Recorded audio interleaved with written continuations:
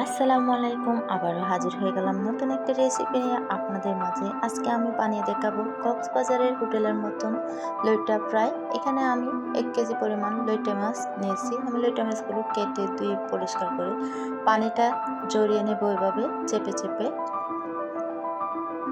যেন আপনারা চাইলে টিস্যু দিয়েও মাছগুলো মুছে নিতে পারেন। এখন আমি এখানে পরিমাণ মতন লবণ দিয়ে দিলাম, 1 পালি লেবুর রস দিয়ে দিব। আমি এখন মাছগুলোকে ম্যারিনেট করে রেখে দিব।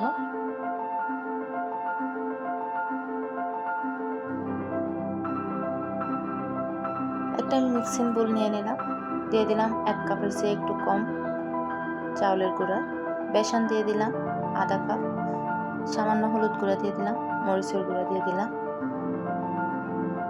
ধনিয়ার জিরার গুঁড়া দিয়ে দিলাম। এখন দিয়ে দিলাম মাছের একটা মশলা, পরিমাণ মতন লবণ দিয়ে দিলাম, কর্নফ্লাওয়ার দিয়ে দিলাম 2 চা চামচ, 1 চা চামচ বেকিং পাউডার দিয়ে দিলাম। সবগুলো এখন আমি একটু মিক্স করে নেব শুকনো উপকরণগুলো।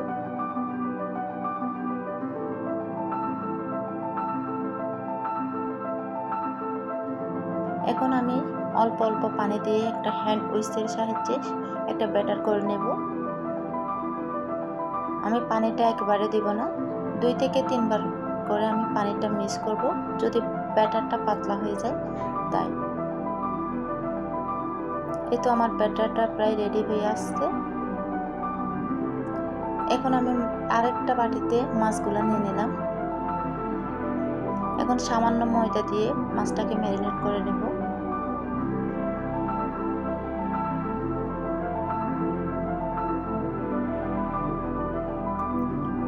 এই তো আমি মাছগুলোকে ব্যাটারে দিয়ে এপাশের এপাশ উল্টে পাল্টিয়ে নেব।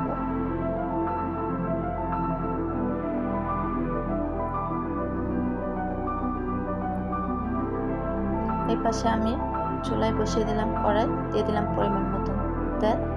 তেলটা গরম হয়ে এসেছে, এখন আমি একে একে মাছগুলো দিয়ে ভেজে নেব।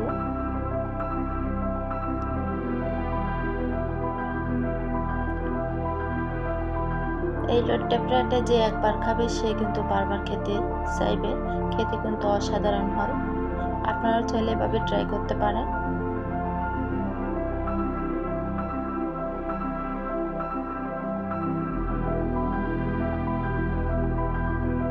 এখন আমি এই পাশ উল্টিয়ে দেব।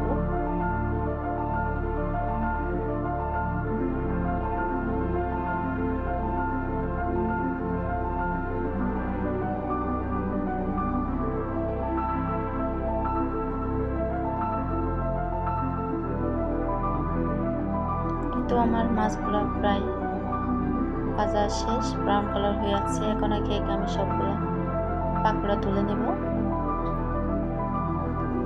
আপনারা চাইলে খুব সহজে বাড়িতে লইট্টা মাছের পাকোড়া বানিয়ে ফেলতে পারেন।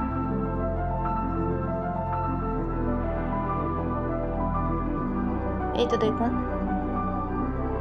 আপনাদেরকে আমি একটা ভেঙে দেখাই কত ক্রিস্পি হয়েছে। দেখুন, খেতে কিন্তু অসাধারণ হয়েছে এই পাকোড়াটা। আপনারা চাইলে এভাবে ট্রাই করতে পারেন। ভিডিওটি দেখার জন্য অসংখ্য ধন্যবাদ। আল্লাহ হাফেজ।